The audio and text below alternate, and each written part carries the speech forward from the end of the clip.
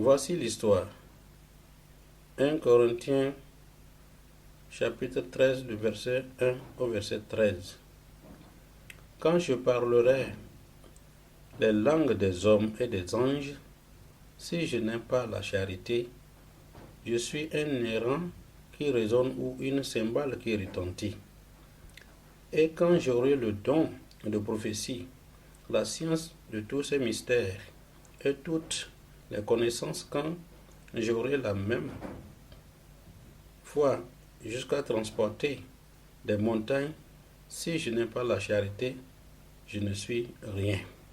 Et quand je distribuerai tous mes biens pour la nourriture des pauvres, et quand je livrerai même mon corps pour être brûlé, si je n'ai pas la charité, je ne sais de rien. La charité est patiente, elle est pleine de bonté. La charité n'est point envieuse. La charité ne se vante point. Elle ne s'enfle point d'orgueil. Elle ne fait rien de malhonnête. Elle ne cherche point son intérêt. Elle ne s'irrite point. Elle ne soupçonne point le mal. Elle ne se réjouit point de l'injustice. Elle est avérée. Elle excuse tout. Elle croit tout. Elle espère tout. Elle supporte tout. La charité ne périt jamais. Les prophéties prendront fin. Les langues cesseront. La connaissance disparaîtra. Car nous connaissons en partie et nous prophétisons en partie. Mais ce qui est parfait sera venu. Ce qui est partiel disparaîtra. Lorsque j'étais enfant, je parlais comme un enfant.